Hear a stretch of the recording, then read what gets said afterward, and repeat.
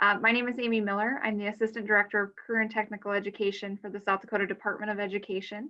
And we are just excited to have you here with us today.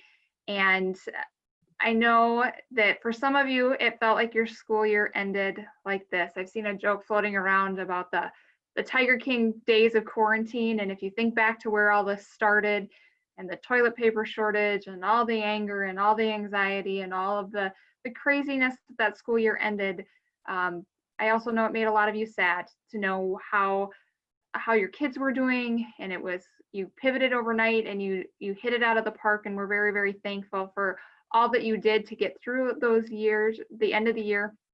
And we know that it was tough on you as it was on your students.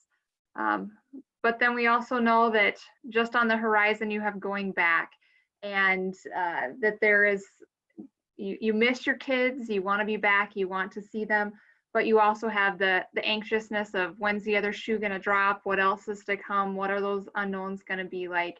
And as we found out that this conference was going to have to be virtual, that we wouldn't be able to have our typical face-to-face conference, we questioned, what do we want that to look like? And we wanted it to be a time for us to support you and to lift you up and to take care of whatever you needed in this moment in time, and not to be something that was a burden and a lot of regulations to it. So we encourage you to just take what you need in this moment in time. The sessions are all meant to be flexible with your schedule. You can watch them archived in time. You can watch them live, you can interact, you can sit back. We'd love for you to have your cameras on and interact with us as much as possible, but if you have kiddos and dogs in the background and whatever and you're not comfortable, we're okay with that too. But hopefully you take what you want from this conference, and there's no judgment. You can take in as few as one session or as many as all of them, and so just make this your own and go forward with it. I'd like to introduce our director, Laura Scheibe, just to say a short welcome for us today. Good morning, everyone, and thanks, Amy. And I also want to welcome you to the virtual CTE conference. As Amy noted, and as we all know, this has not been a typical few months. If it were a typical year, I would be welcoming you from a podium in a banquet hall. But then again, if we were doing that, then you probably wouldn't be able to attend in your pajamas either. So, although we've had to adapt, and as we have all been doing for the past 5 months in virtually every facet of our lives, we are so glad you have chosen to spend part of your week with us.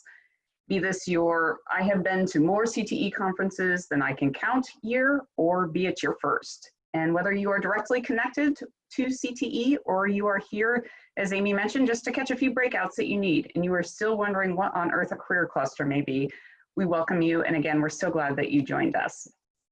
I wanted to take just a quick moment to review that, holy cow, this was going to be a year of change for CTE, even in the before. We have our first new state plan in 12 years under our belts. We have expanded our vision to be nimble enough to fit all learners in all schools, and we have worked with you to make CTE work for you. And I wanted to thank you for coming along on that journey with us.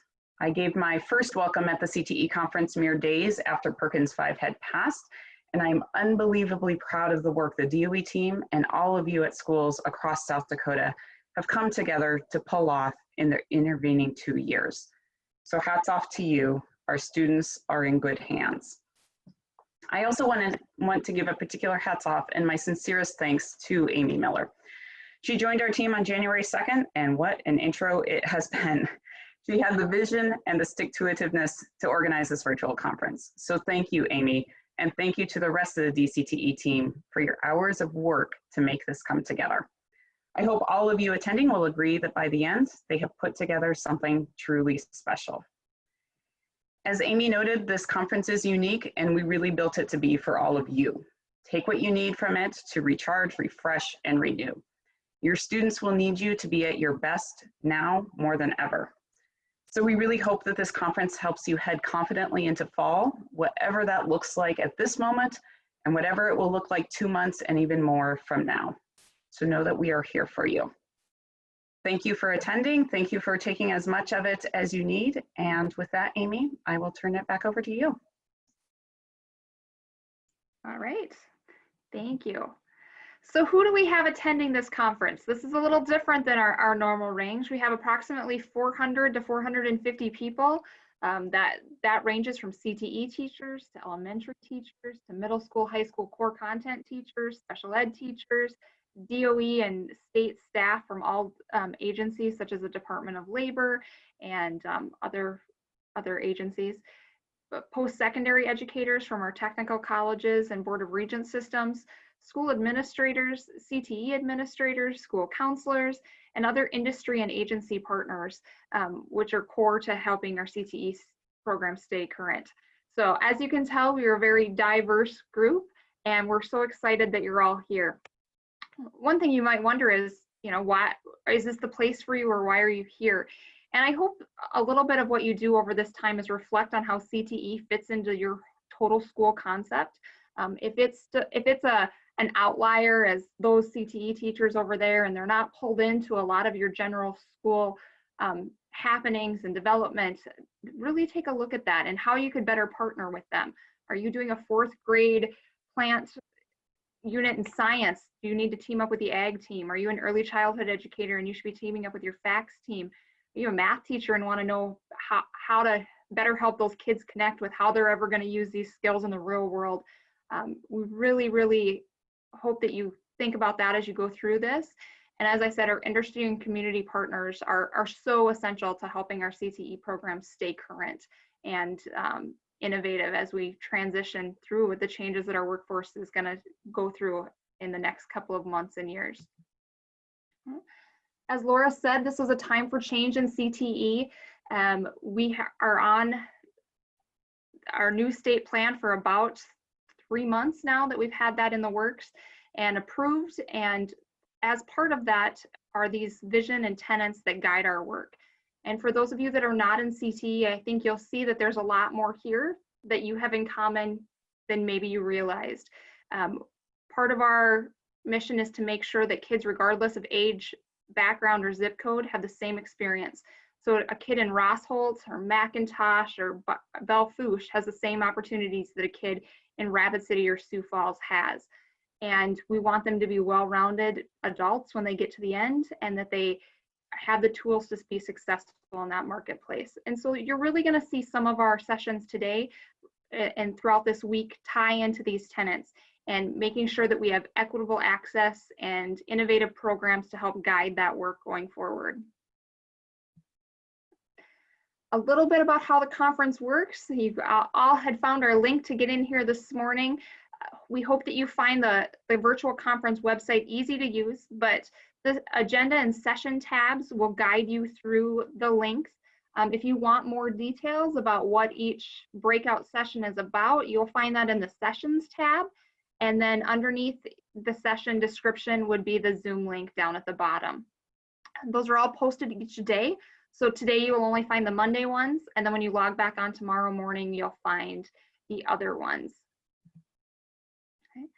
A few highlights on the agenda that you should be aware of is each breakout has its own Zoom link, and so you'll want to go into the one that you specifically are looking for. At the end of each day, kind of in those burgundy boxes are our large group sessions, and so you'll want to go back to the main agenda to find those links. The large group session scheduled for 2 o'clock today is interactive, and we'll use breakout rooms for that. And so that session will not be recorded. So if you want to count that session, you need to attend that one live. That one cannot be archived. And because of the interaction, it just wouldn't work as well later. The post-secondary admissions social tomorrow afternoon at 2 o'clock gives you a chance to visit with our technical colleges.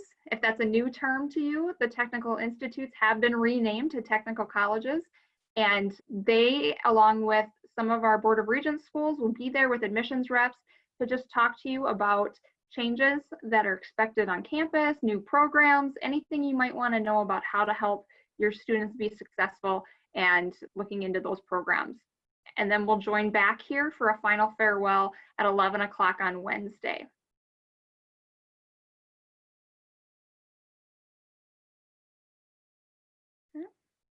I know many of you are interested in this for credit. Hopefully you have gone on and registered, if you're interested in grad or undergraduate credit from the University of Sioux Falls, you need to enroll with them. So even if you completed the registration for the conference, you need to click where the red arrows are and enroll for graduate credit with the University of Sioux Falls.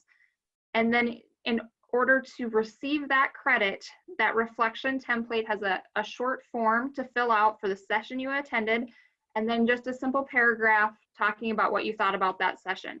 You will submit that reflection template 15 times to get your credit. So there will not be any big comprehensive paper at the end or anything like that. It'll just be a short summary on each session that you attend, and that's what you need to complete those graduate credits. If you were just taking this for CEU credit, there is not a registration form separate from registering for conference. That's the pink or purplish arrow down at the bottom. There's a similar form that needs to be completed just one time to complete the CEU credit.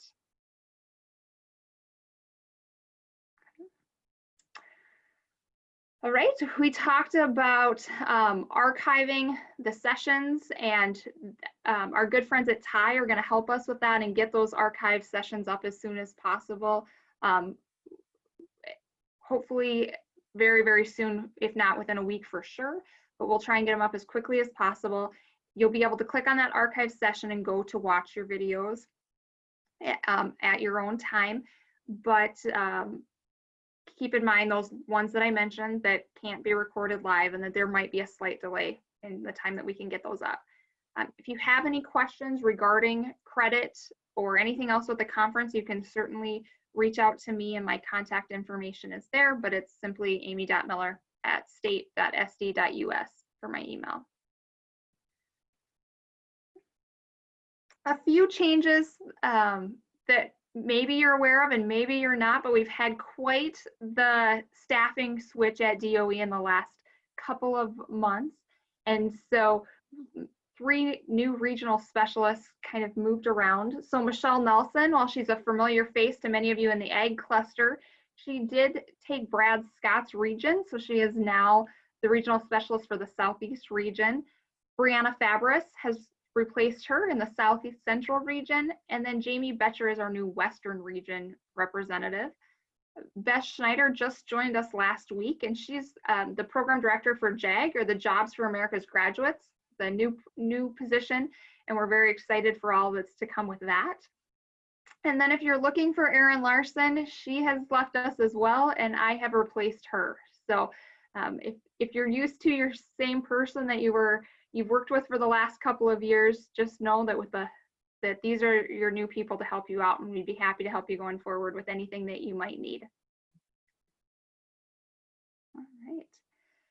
Before I introduce our keynote, I just wanted to do a little bit of housekeeping here, like we normally would do. You can find your way to your own bathroom, get your own snacks, find your own coffee. I wish I could send you some virtual chocolate to nibble on. But as I said, if you're comfortable putting your video on, we would love to see you. We would encourage you to use the chat. We do have staff that will be monitoring the chat throughout the conference and helping the presenters to do that. So feel free to interject with questions and whatnot. You are all on mute as you automatically enter the session, so you don't have to worry about that so much. But if you do have something you'd like to say or you'd like to interject, you can use the raise your hand function or simply chat in and we can get you unmuted so you can ask that question. All right. We're running just a little bit ahead of schedule today, and I can't see the chat while I present here, so I'm going to minimize this for a second.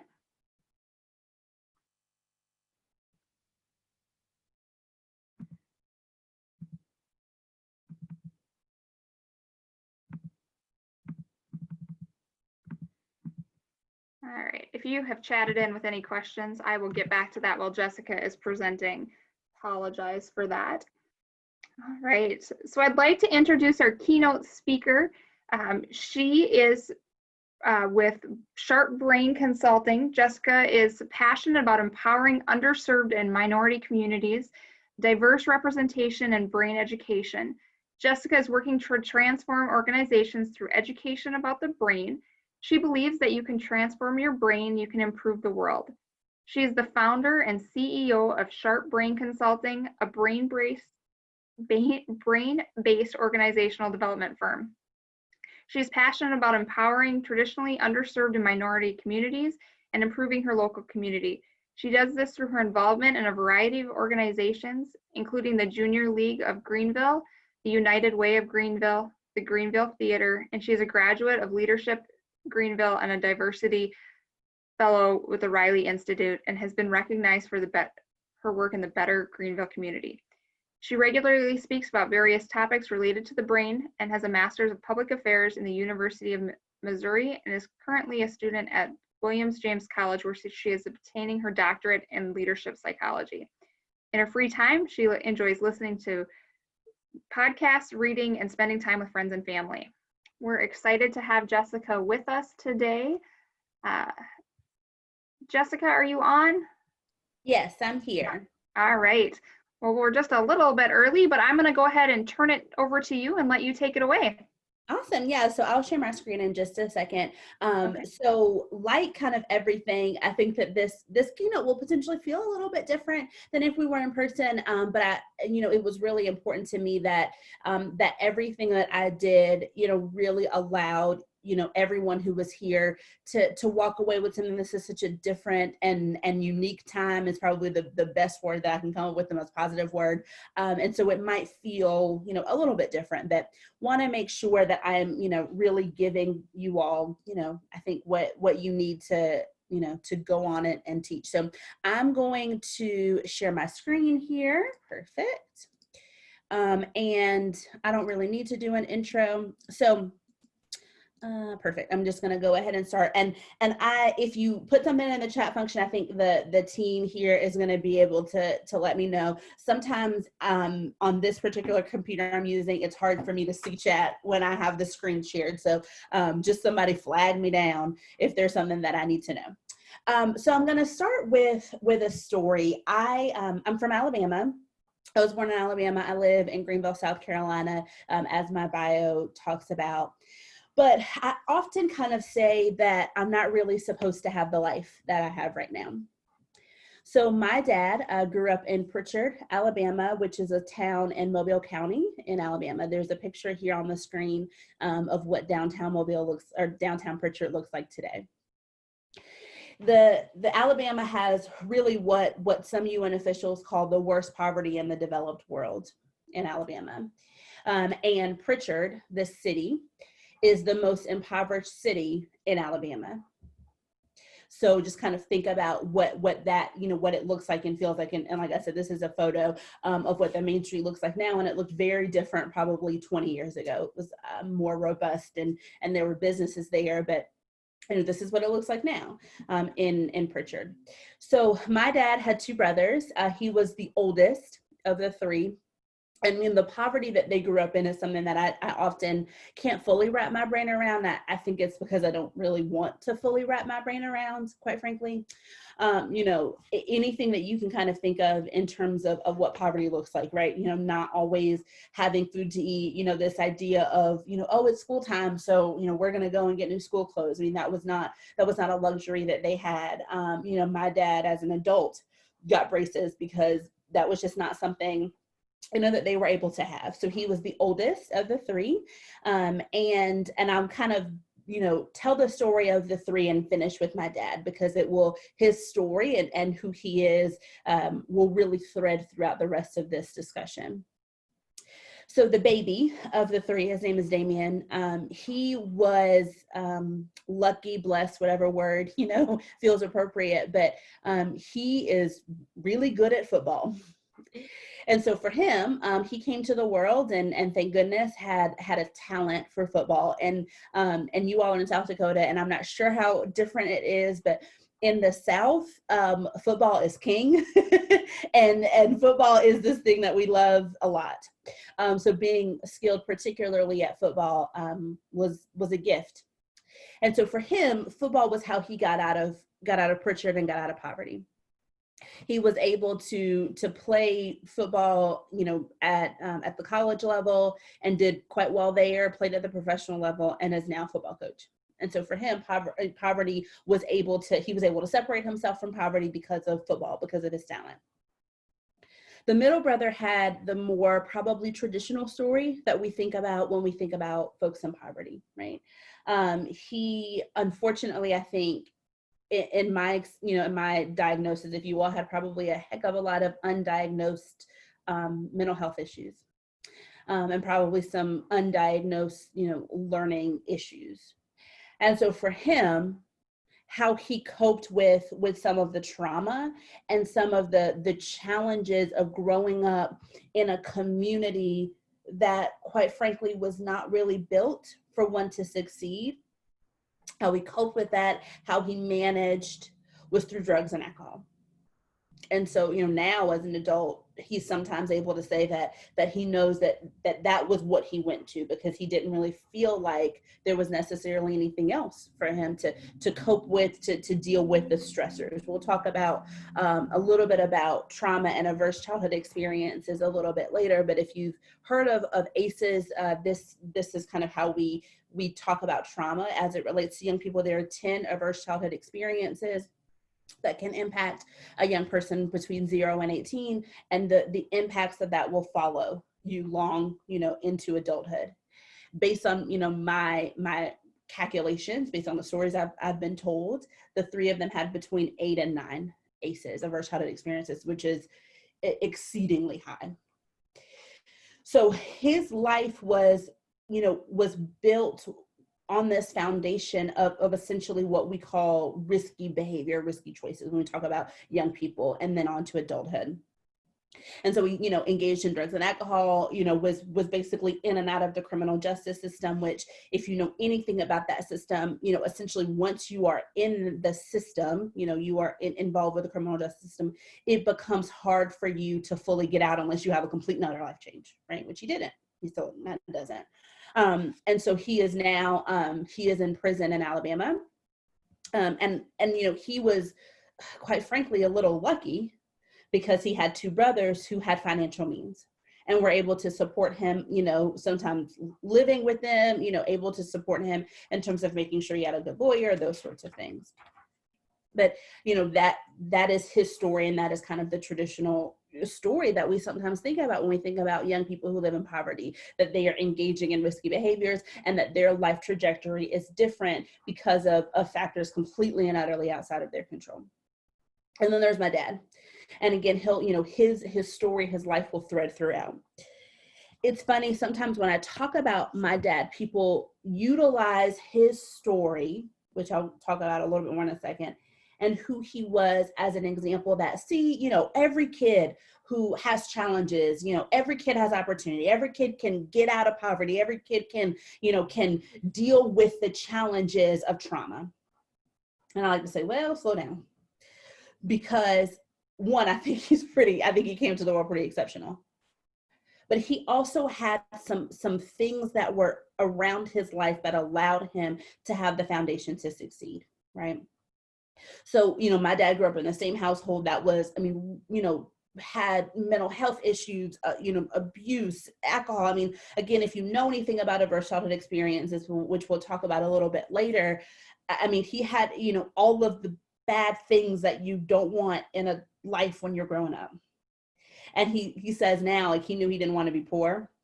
And he was like, I got to figure something out here. I have to have a different plan. This is not going to work for me. And so he did things that now in 2020 would be very challenging.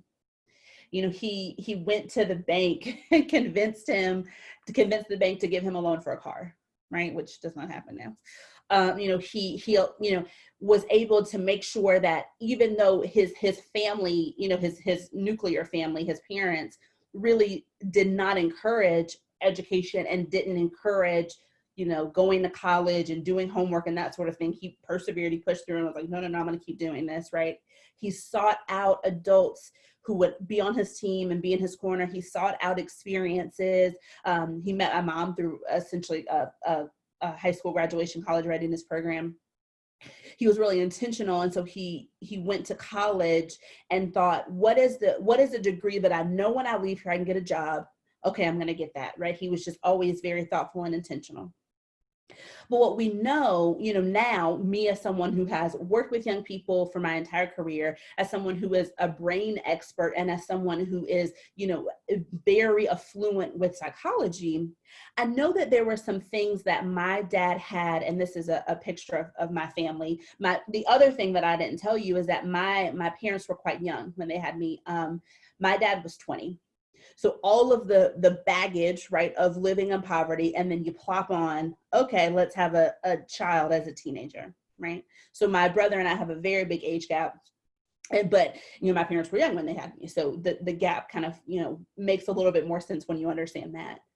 But there was all of this, again, baggage, heaviness, weight associated with his life. And I haven't even talked about race and racism, and the fact that we have a lot of systems in America that are built, unfortunately, for Black folks, and particularly Black men, not to be successful. But there are some things that my dad either had internally or had around him that really allowed him to push through and allowed him to keep going and allowed him, to persevere and be now, a very, very successful, man. He's a vice president of a global company. He's got this family that he's really proud of. My mom doesn't work anymore.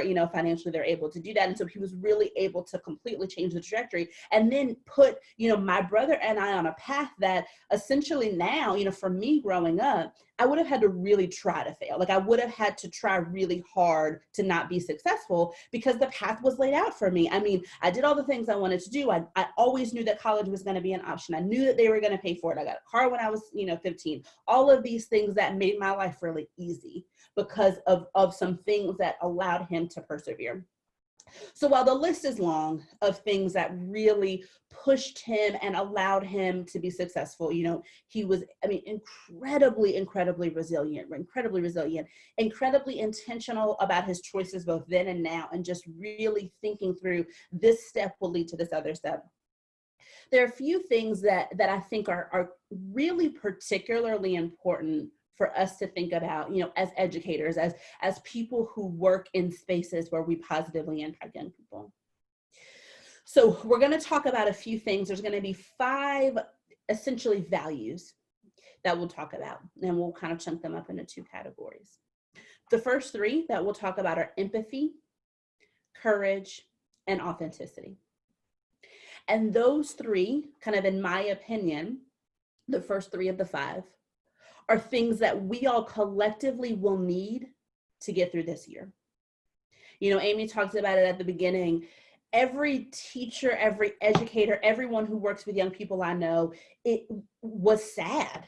I mean, honestly, sad at, when we really started to realize that we weren't going to finish the year in the way that we thought.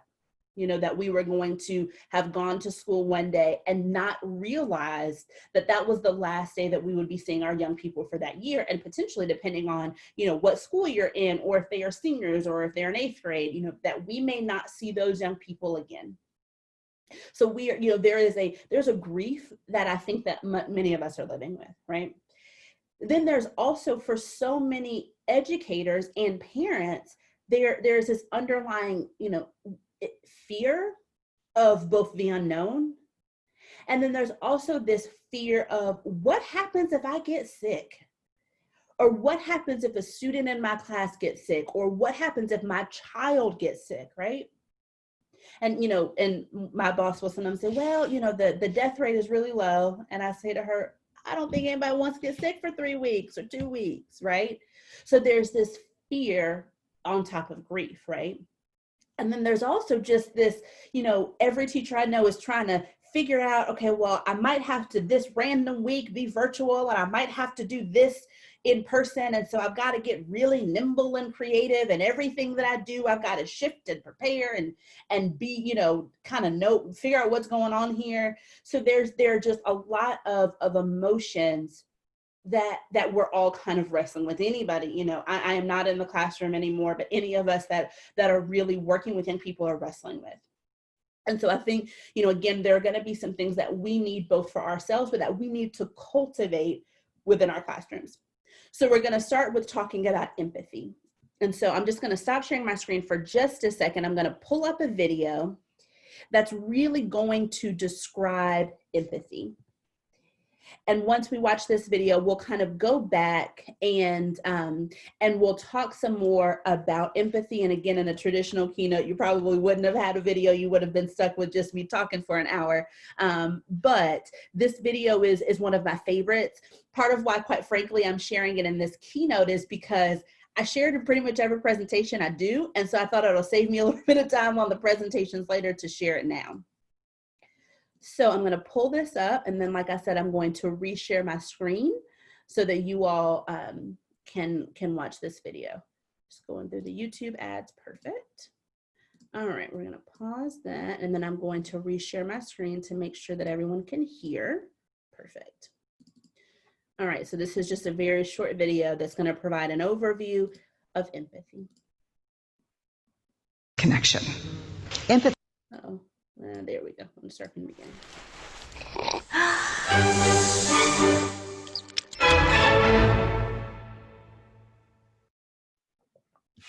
So what is empathy, and why is it very different than sympathy?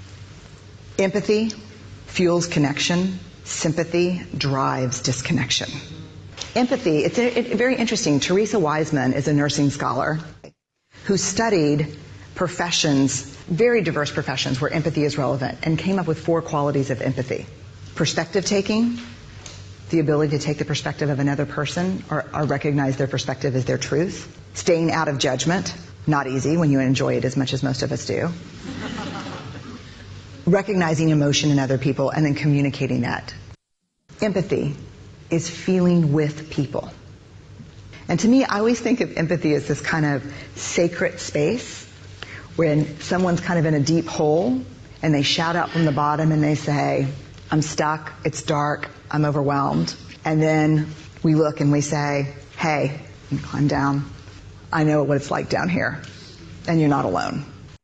Sympathy is, ooh, it's bad, no, you want a sandwich? Empathy is a choice, and it's a vulnerable choice, because in order to connect with you, I have to connect with something in myself that knows that feeling. Rarely, if ever, does an empathic response begin with "at least." And we do it all the time, because you know what? Someone just shared something with us that's incredibly painful, and we're trying to silver lining it. I don't think that's a verb, but I'm using it as one. We're trying to put the silver lining around it. So, I had a miscarriage. Oh, at least you know you can get pregnant. I think my marriage is falling apart. At least you have a marriage. John's getting kicked out of school. At least Sarah is an A student. But one of the things we do sometimes in the face of very difficult conversations is we try to make things better. If I share something with you that's very difficult, I'd rather you say, I don't even know what to say right now, I'm just so glad you told me. Because the truth is, rarely can a response make something better. What makes something better is connection. So when talking, with my dad and learning kind of more about his life and his story, I don't have these specific instances where I know someone was empathetic with him, right? I don't have these like, oh, well, it was this person and this person. But here's what I know, is that in order for him to be resilient, right, to push through, I know that there had to have been someone who was empathetic with him, right? I know that there had to have been somebody who sat down in that cave with him and talked and shared. I can, think about the baby of the 3, the football player. And I know that he had someone who was empathetic with him, right? He still has a relationship that was a football coach with this person now. And I know that Coach Harris dug down in that cave with him, right? and sat with him and talked with him and allowed him to have this space that, you know, this container, this space where he was able to share and be fully who he was, right?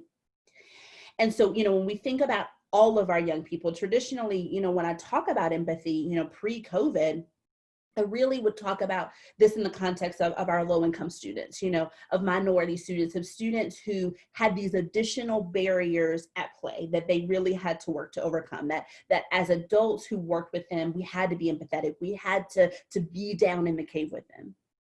But the reality is that COVID has put us in a scenario where all of our students, more than ever, all of them need us to get down in that cave with them, right? All of them need us to practice empathy. And so as a reminder, what are the 4 attributes of empathy, right? And these are as defined by Teresa Wiseman. You know, perspective taking. And what is really unique and interesting about perspective taking is that I don't have to have the same lived experience as someone to share their perspective, right? I can certainly connect to something, right? So if we're, you know, we're talking to students, we're back in school and, you know, things are looking however they're looking, you know, you're wearing a mask, they're wearing a mask, we've all had our temperatures taken, you know, and we're chatting and talking with one another. And a student shares with you, you know, I'm really nervous because I haven't been in school since March, right? Or I'm really nervous because, you know, I don't know what this year is going to look like. Or some of the students I talked to, I am so excited because I'm finally back around my friends. I mean, I have so many students I talked to who are like, please let me go back to school. I miss being around people. Whatever that is, right? Or however they communicate that, because it's unlikely that, you know, maybe a 4th grader is going to say, I'm nervous about this. You know, they're probably going to be communicating that in a bit of a different way. But, you know, can we connect to whatever the emotion is underneath, right? Can we connect with the, you know what, I'm a little nervous too, because this is going to look a little different for me and you. And gosh, I'm nervous too, because I haven't been to school since March either. We're going to get through this together, right? Or gosh, I'm so excited too, because I've been thinking about you all and planning for you, right? How can we connect to that perspective? This next piece, I think, is by golly the most critical. I really, really do. Staying out of judgment, which, you know, from a brain perspective is really hard for us to do. It's really, really hard for us to do, right? You know, our brains, we are what we call meaning-making beings, and we love a story. Our brains make up stories about all kinds of stuff. You know, if you send an email to a colleague and they don't email you back quickly enough, you've made up a story about, you know, they're not even checking their email, right? Or you send a text to a friend and they don't text you back and you're like, oh gosh, what's going on, right? We make up stories about everything. Our brains just make up things all the time. And because of that, it's really easy to judge people, right? It's really easy if you send out a parent newsletter and you've got a few parents who don't respond, for us to make up a story about, you know, about those parents and about if they care about the education of their students and if they, you know, care about being engaged with the school. It's really easy for our brains to make up that story, right? But in order to get in the cave with someone and to feel with them, we've got to push those thoughts and those judgments out, right? We've got to just stay in this moment, which is mindfulness, right? And just be here with them and try to push out whatever those stories we're making and say, no, I'm just going to be here with this, you know, and I'm a very visual person. So for me, I often think of it like a cave. We're going to get in this cave together. Then we're going to recognize emotions, right? Which emotions are critical. And there's emotions and the brain just overlap so much because our emotions kind of live in the brain. And we are born, we come to the world with 6 emotions. If you've ever seen the movie Inside Out, it's wildly accurate. If you haven't, I can give you some fun homework, particularly those of you that work with littles, you know, elementary school and younger. Get on, you know, Disney Plus, whatever it is, and watch Inside Out. But we come to the world with 6 emotions: joy, fear, disgust, sadness, surprise, and anger. I think I've got them right. And emotions are really, really important, right? So how can we recognize emotions? Because I mean, emotions impact so many other parts of our life. They're going to impact what we say, what we do, what we're thinking, right? They're going to impact how we show up in the world. I mean, sometimes physically, right? If we're really sad, we might kind of be, slouched up. If you're really confident, you're having a good day, your body feels different. So we've got to recognize that emotion and recognize that sometimes it's not going to be because we've heard an emotion. It's going to be because we see a student and you can just feel like, gosh, something's off with them, right? So recognizing that emotion and then communicating that emotion to others.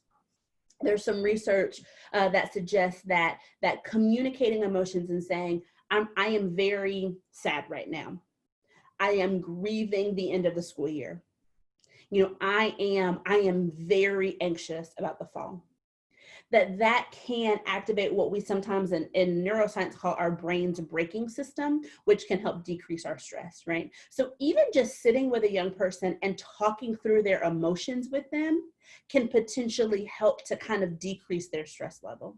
And listen, I know that you all, I mean, we're behind, right? So you've got standards and you've got a lesson plan and you've got a lot of stuff that you have to do as a teacher, right? And because we're behind, because we missed some months, there's even more that you as an educator need to do. But sometimes we got to dig in the cave with the students and that even more now, right?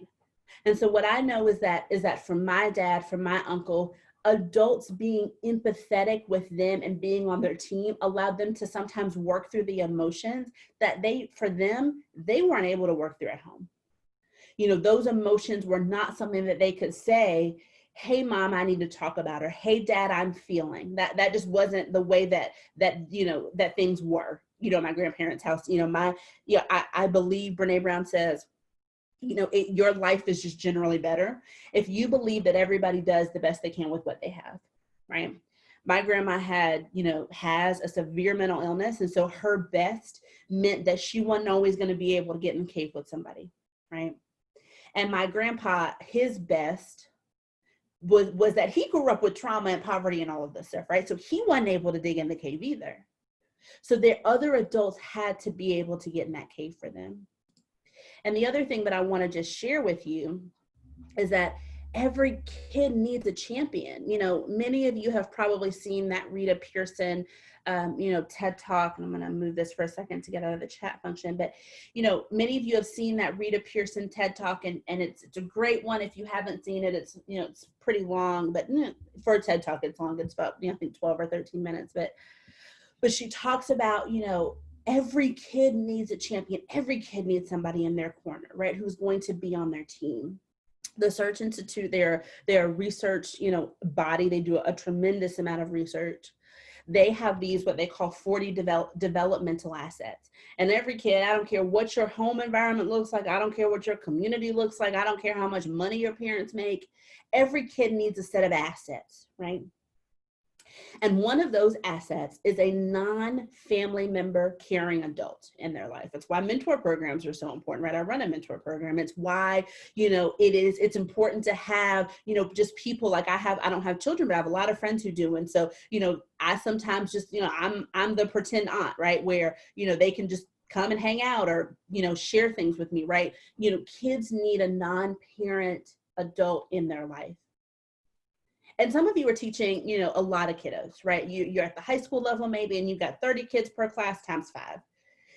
The reality is you can't be every kid's champion. There's not enough time in the day. But we all know the kiddos who they really need somebody, right? Maybe COVID hit their family really, really hard and they are struggling. Or maybe, they were already as a young person, as a family struggling before we had COVID. Maybe they are a young person who's been in foster care for years and there's no sign of anything changing. And they just feel like there's nobody who listens to them and there's nobody who cares about them, right? Being a champion means getting in the cave, and it means being empathetic.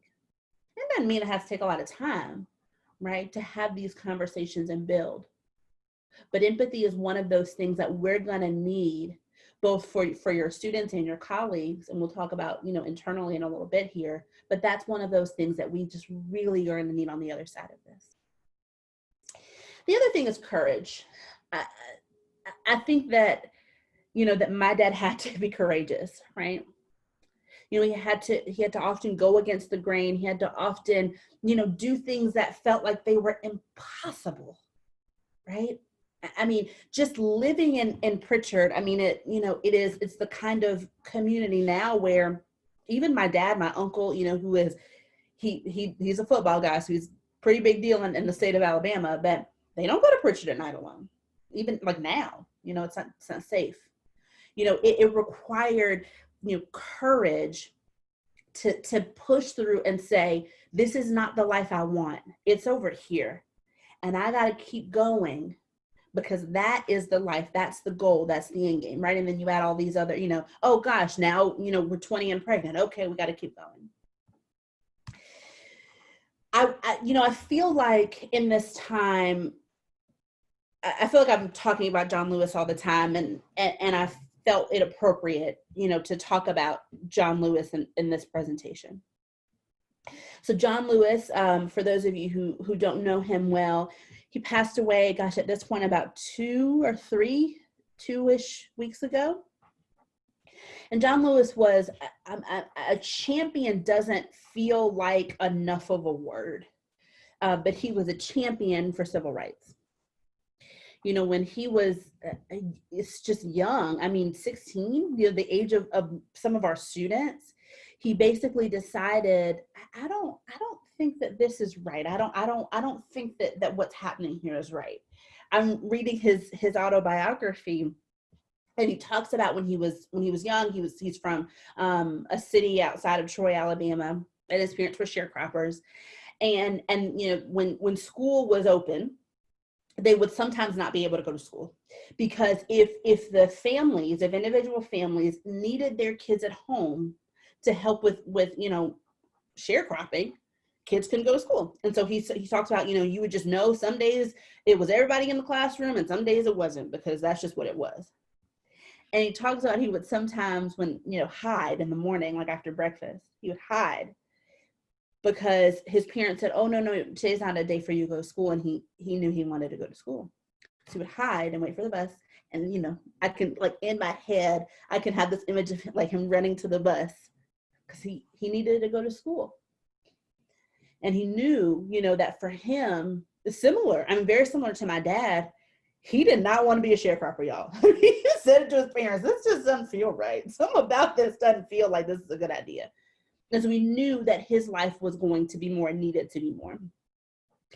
And, you know, many of us have seen or have heard about, you know, his work with Martin Luther King Jr. And they were, you know, walking across this bridge here in the back. This picture is taken of the Edmund Pettus Bridge. And I mean, he was at the time, gosh, it was 20s, I think. And they knew it was going to be hard, right? But I don't think that they even understood how hard it would be. And I was listening to his eulogy last week, and Barack Obama, who eulogized him, said, they didn't know. You know, they didn't know when they did these things that, you know, the history books would write about them, and they didn't know that they would ever get on the other side, and they didn't know, you know, that there would be another side. I mean, he thought he was going to die that day. You know, like, they didn't know that things were going to actually change, but they knew that they were going to keep going. And that's courage, right? It's this, you know, this, and for him, he called it faith, but this courage to say, I don't know what the other side looks like, but by golly, I'm going to keep going because I have to, right? I've got to keep going. I have to keep pushing, right? And, you know, I encourage folks to really dig into, you know, who he was. And he's got 2 books. And he, you know, I'm reading one and listening to the other one on Audible. There's a new documentary about him. And he, you know, the thing that he says all the time is that we've got to get into good, necessary trouble. And to lots of people are saying that and talking about that now. But, you know, when I think about John Lewis, I think about courage, and the courage that he had, younger than me, right, to say, things have to be better and we have to keep going. And then I think about that in the context of where we are now. And that there are more, it feels like to me sometimes, more unknown factors than known factors about what's happening in the world, right? You know, we're dealing with this global pandemic that, I mean, to me, it feels like every time I look, I'm hearing, I don't know what to do. I don't, you know, I'm hearing different information. I just, you know, there's so many things that are unknown, right? We're experiencing what Michelle Obama calls a racial reckoning, right? Where people across the globe are saying things need to be different in the US, right? Systems, communities have to be different, right? Because they're not equitable right now, they're not just. And so we're just dealing with this just complicatedness, right? Where, you know, and for you all, you know, in South Dakota, I think about, you know, what potentially virtual education has to look like, right? And, you know, I've done some research on South Dakota, and I know that, you know, you have a lot of American Indians who are living in places that Wi-Fi and computers may not, and they may not even be something that they're even on their radar, right? So what's that look like? What does virtual education look like if I don't have Wi-Fi or a computer, an iPad, and anything, right? A tablet, anything. So it requires all of us, particularly those that work with young people, to be really courageous. And I wish we didn't have to be, right? You know, I've seen these memes of teachers saying like, excuse me, I didn't sign up for this. Like, I didn't sign up to be on the front lines of a illness. Like, I am not a nurse, I'm not a doctor. Like, I didn't ask for this, right? But the reality is where we are, right? And every teacher I know, I mean, already was really courageous and strong because, you know, teachers don't get paid enough. You know, we're like, oh, you get summers off. Okay, partly to recoup because it's the most exhausting job I think I've ever done, right? So we all are going to need a little bit of courage. And Brene Brown, and if you haven't figured out, she is threaded really throughout this presentation as well. She, just to give you some context of who Brene is, she is a social worker by training, and she is a researcher. She's a PhD, master's, and bachelor's in social work. She has written, I think, 5 or 6 books. I've got all of them, but I don't know how many. She's got 2 really, really fantastic TEDx talks. She has a documentary on Netflix. She is really the expert on shame, vulnerability, and empathy, which we talked about. She's done a tremendous amount of research on those 3. But Brene says that courage is about doing what's right instead of what's fast, easy, or fun. But here's the thing, it would be easy for every teacher I know to say, I'm staying at home. I'm not doing this. But every teacher I know isn't saying that. Some of them are doing virtual education because we need teachers to do virtual education. But I don't know any teacher that's like, you know what? I don't want to do this. Ugh, it's too much. And I think it's because teachers are these fantastic human beings. But courage is about doing what's right instead of doing what's fast, easy, or fun. We believe, and this is Brene, and I believe it too, courage is required before we can live out any of our other values. Each of us individually has values, whether we, you know, fully articulate them or not, right? But we have values. And courage is what allows all of those other values to exist in our lives. I really, really love Brene Brown's definition of courage. It's asking for what you need, speaking your truth, owning your story, setting boundaries, and reaching out for support. You know, when I think about my dad, going back to his arc in the story, you know, I think about for him that he, you know, in high school, his dad said, why are you trying to go to college? That is not something that's a good idea. My grandma said, you know, just work here, just work in Pritchard. It's fine. You'll be happy forever. It'll be fine. You don't need to do anything else. Right? She didn't love my mama, so didn't want them to get married, which thank goodness for me that they did. And Amy's face is shocked.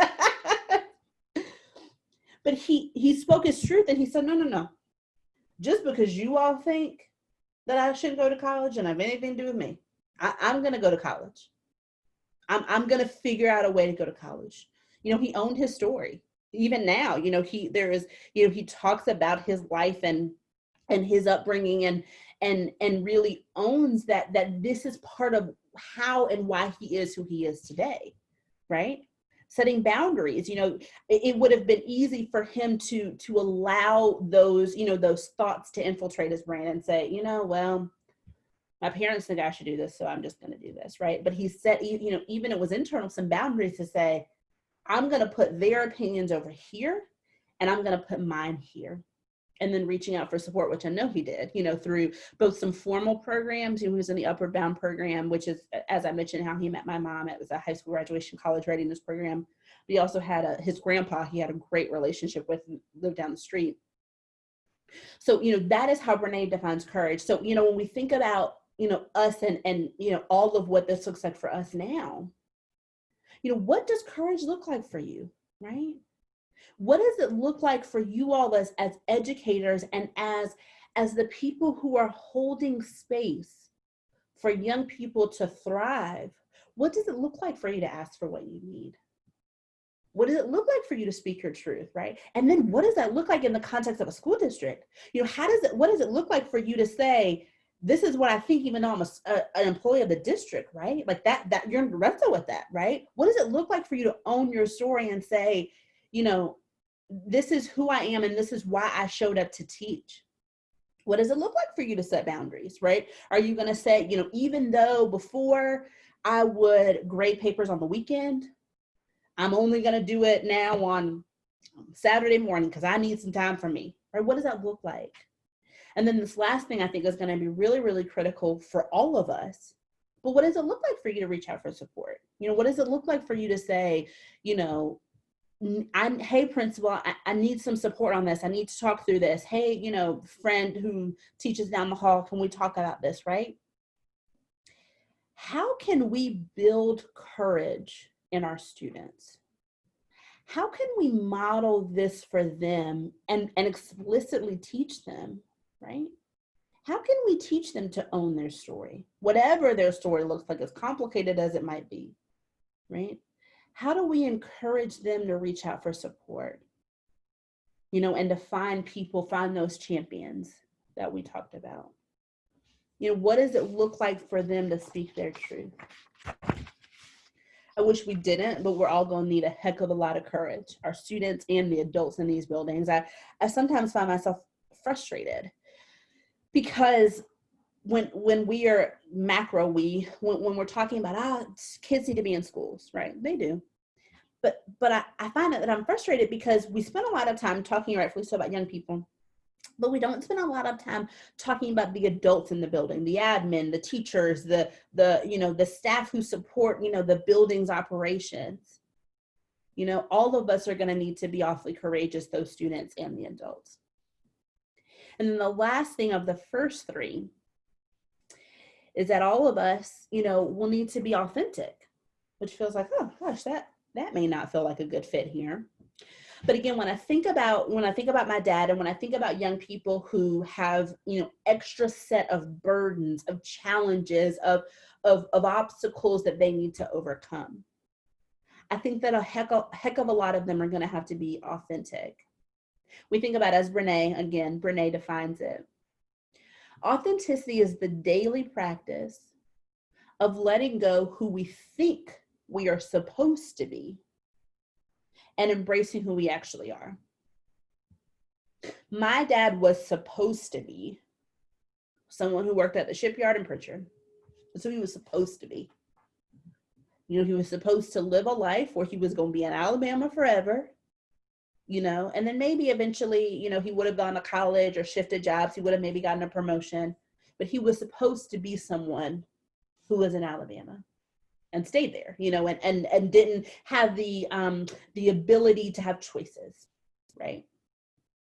And for him, he said, no, that's not me. That's not what I want, right? And so when we, more nuanced define authenticity, the Harvard Business Review defines it as being true to yourself, right? Maintaining a strict coherence between what you feel and what you say or do. right? So, you know, being really consistent there. And then making value-based choices. So on, you know, on the last slide, we talked about this idea of values, right? What are your personal values? What matters to you? You know, when things get hairy, when things get hard, when things get iffy, are we leaning back on those values? So for me, one of my values actually is courage. One of my personal values is courage. And so when I'm really wrestling through a hard challenge, I have to go back and say, okay, what does it look like to be courageous in this situation, right? And then whenever I think of it, I think, oh, well, I guess I'll have to probably try to do that, which isn't always easy, right? But how can we really build authentic young people who are able to live out lives that are what they want as opposed to what society thinks that they should be? And I really specifically think about our young people with extra challenges, right? So, you know, for those, you know, the young people that are in my head that I can think of are young people with disabilities, right? Who have sometimes physical differences that the world isn't always set up for them, right? I think of young people who are in foster care, and I work with youth in care, and one of the girls that I work with, I was chatting with her recently, and she said, you know, I know that the adults that are interacting with me are just interacting with me because they get a check, right? And so that's the story she believes, that all of the adults interacting with her are doing so out of obligation and less out of desire, right? I think about young people who, that is my cat in the background, you wouldn't have gotten that in person. I think of young people who are living in poverty and all of the challenges associated with that, right? Think of young people who are experiencing trauma, right? And for them, the reality is that society has decided, we have said, here is what your life should look like, right? Here is, you know, here are your paths. Here are the ways in which, you know, you can be successful. Here's what it's going to look like for you. Here's the path. Those are your options, right? We haven't given them, you know, the ability to say, well, wait a minute. What if I actually want to do this, right? Or, you know, there are young people who I work with, and one of the programs I work with, who, you know, their parents are, you know, when we look at the socioeconomic range, you know, they are high up there, and their parents have very clear expectations for them around college and around their career choices. And sometimes those young people want a different path. They're like, well, I don't really want to do that. I kind of want to do this other thing over here, right?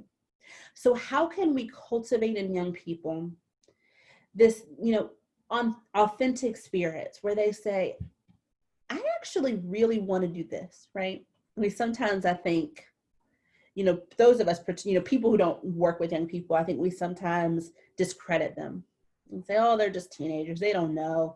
They're in a phase. They'll shift. Even if they do, can't we just kind of let them ride this wave right now? I remember growing up, and there were all these things I did. Like for a while I played tennis, and then I think I did something else. And then I finally like sat with cheerleading. I was like, okay, this is my thing. And had my parents said, no, you can't do all of these things. You got to pick something. Well, I don't really know what I would have picked. And I would have probably picked something that I was unhappy with, right? But I was able to wrestle through those choices. So how can we build spirits of authenticity within our young people? So thinking more, you know, kind of shifting our perspective here, how are we going to support our young people? Because, you know, being empathetic with them, you know, both being courageous internally and fostering a spirit of courage and authenticity in them, that is certainly supporting them, but in a very kind of different way, how we support these young people. So as I mentioned there at the beginning, there are 5 kind of values, concepts, topics that I wanted to hit on today. And the first 3 were empathy, courage, and authenticity. And that all of us really needed to embrace those 3 concepts in order to really navigate through this, you know, unique and challenging year. But how are we going to support our young people? And really, why do we need to think kind of outside of the box here? So I'm going to give you a little bit of a primer on the brain for a second here before we shift into those last kind of two values concepts. So this is a model of the brain, and I'm going to kind of talk very specifically about three pieces of the brain. I'm going to talk about the amygdala, the hippocampus, and the prefrontal cortex. And for each one, I'm going to give you two kind of, different perspectives and information on it. So the amygdala, which is here kind of at the bottom, you can see one of the three arrows at the bottom. The amygdala is, oh gosh, it's so powerful. It's awfully small. They're technically two on each side of our brain, but they're very small. They're like shaped like an almond. And the amygdala is responsible for much of our unconscious activity, right? So many of you have probably heard of the fight, flight, or freeze response. That's your amygdala. We're going to talk more about the amygdala in this later on this afternoon. We talk about unconscious bias and the amygdala's role in that. But the amygdala is incredibly powerful. At the core of what the amygdala does, it's really trying to keep us safe. And it's focused on making sure that we are safe, right? In an ideal world, the amygdala is kind of operating our unconscious activity, but, kind of on a very neutral level, right? So as an example, there are probably times where you have driven to work and forgotten the drive, right? You can't really remember the actual drive to work, right? There have probably been times where you're brushing your teeth and not really thinking about it. You're thinking about something else, right? That is our unconscious brain just kind of taking over those activities, kind of going on autopilot because they don't require a tremendous amount of mental energy because we've done them 100 times, right? You've driven to work 100 times, right? You've brushed your teeth, 365 days in a year, times two, whatever. So that's kind of our amygdala. When we're thinking about young people, the way that the brain develops is from the back to the front. So while we come, to the world with a fully developed brain, the muscles, the kind of connections develop from the back to the front. So the amygdala is one of the first pieces to develop, and really in about, early adolescence, or really like older adolescence, middle school, high school, is when that amygdala is fully developed, right? It is also kind of part of the brain that it can sometimes just act because, again, the goal is to keep us safe. And so it is not our conscious brain, it's not our thinking brain, it's like our lizard brain, right? And so I'll talk in a second about why that piece is important. So the amygdala, it is just kind of, thinking about keeping us safe. And I'll circle back to the amygdala in just a second to talk about poverty and trauma. The hippocampus, very close to the amygdala. It's responsible for kind of sorting through memory. Think about it almost as a librarian. It's like memories come in and our brain is saying, okay, that's a short-term memory that can go over here. That memory is not really going to be important long-term. Ooh, let's throw it away. That's going to be a long-term memory that's going to be important later. Put it over here. The fact that they're close together is important because our amygdala attaches emotion to really intense memory because of the relationship to the hippocampus. You can probably right now remember where you were when you heard about 9/11. I remember distinctly where I was. If you are married and you hear a song that was played at your wedding, you may have some memories about your wedding, right? If there was a scent that was potentially really important, was in your house, it was always on, some sort of candle or some sort of scent, you can smell it and have some memories, right? Some emotions attached to that. That's because of their relationship. The last piece I'll talk about, and then like I said, I'll go back, is your prefrontal cortex. This is probably my favorite part of the brain. It's our conscious brain, it's our thinking brain, it's our adult brain. It is responsible for executive functioning, planning, organizing, chunking, thinking into the future, that sort of thing. It is where most of our thinking happens, our very conscious, nuanced thinking happens, right? When we're thinking about, really challenging things, that's where that happens. It does not finish fully developing until our early to mid-20s. And again, that's really the part of the brain that makes us adults. It's also the part of our brain that separates us from every other mammal. So circling back to the amygdala, in our teens specifically, so if you work with younger kids, you'll be seeing this in a different way, but in our teens, their amygdalas are fully developed. Remember, I've already told you their prefrontal cortex is not. So that's sometimes why teens can show up spontaneous. They can engage in more risky behaviors because the part of their brain that's telling them, please stop, don't do that, not fully developed, right? When we think about young people who are living in poverty and or are experiencing trauma. So the way that we define that through is often through reverse childhood experiences. The CDC really holds that data and information, but Kaiser Permanente did the initial study on trauma and reverse childhood experiences years ago. Essentially how this, and if you know about reverse childhood experiences, this is just kind of a review, but if you don't, this will be new information. Some physicians at Kaiser were doing a diabetes study, and they were realizing that there were sets of patients who were having very different outcomes, and they dug into some data to realize that our early experiences from 0 to 18 really do follow us into adulthood. And so there are 10 adverse childhood experiences, and they're blocked into different categories. So it's abuse, neglect, household dysfunctions.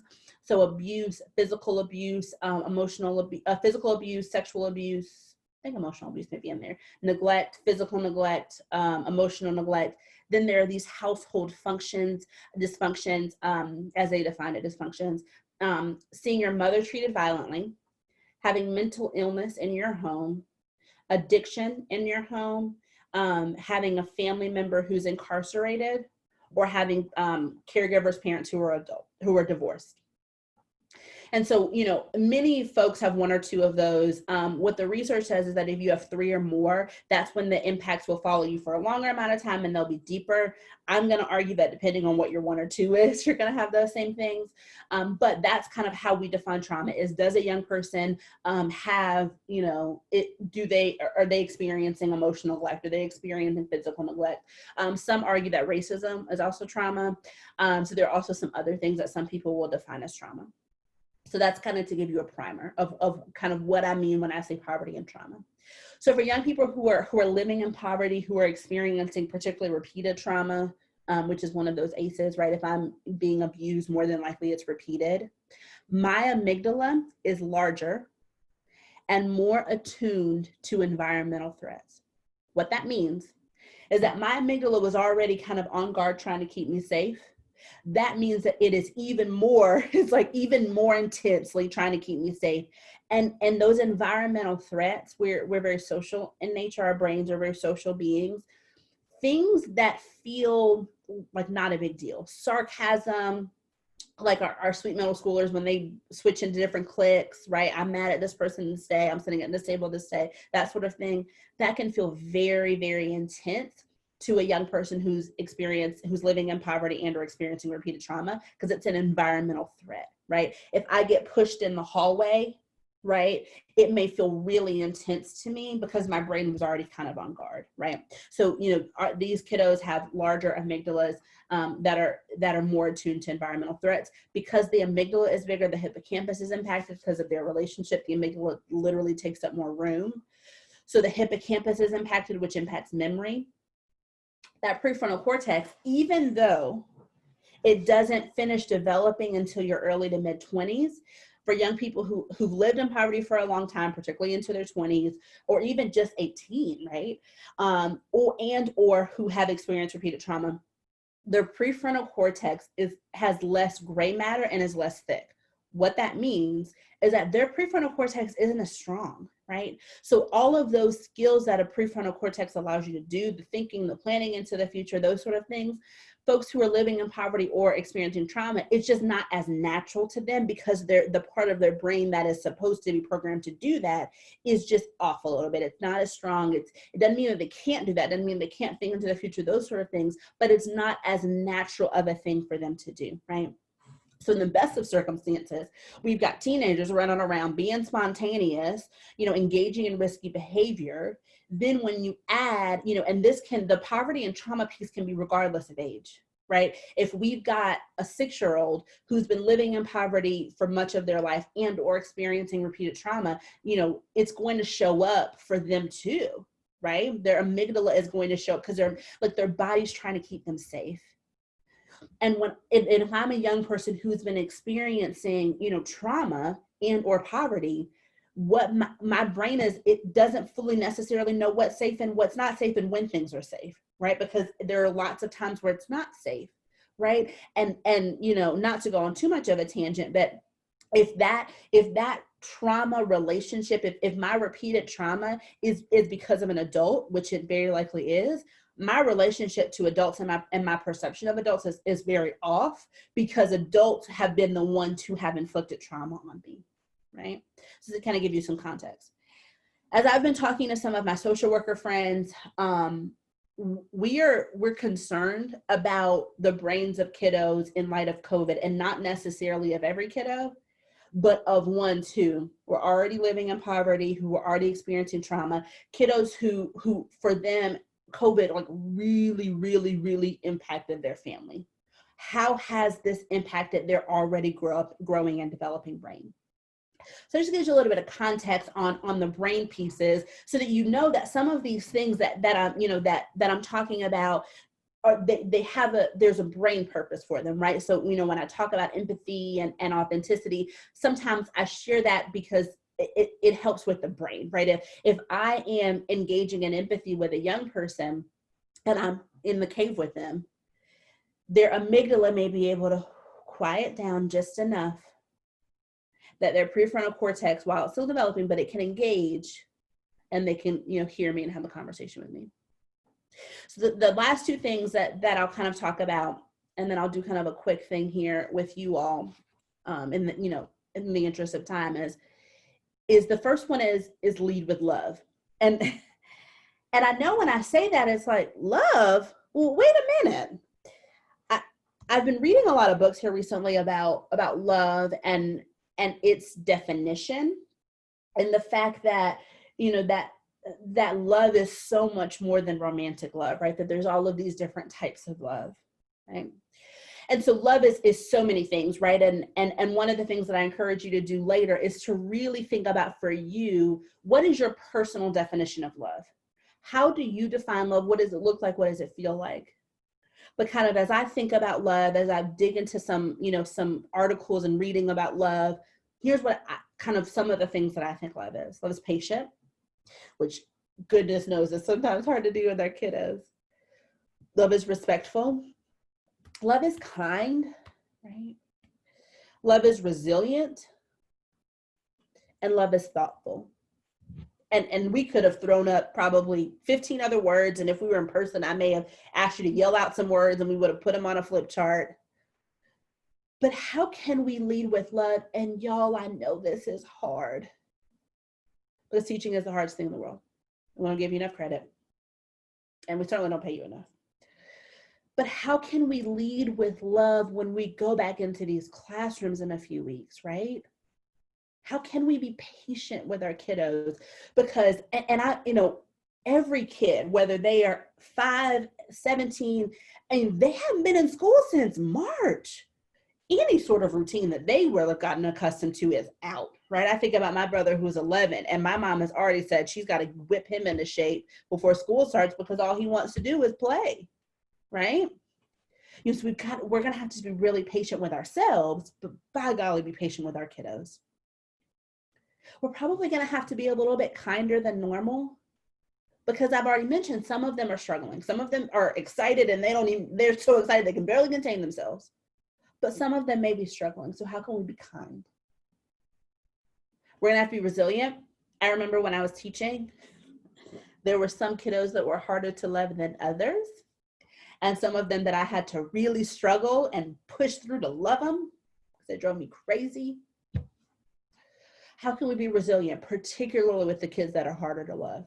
Because in my experience, the ones who are harder to love, they actually need love the most. And can we be thoughtful? Can we be respectful? Can we be thoughtful? Can we engage with our students in this way that we are being really mindful of how we're showing up and how we're engaging?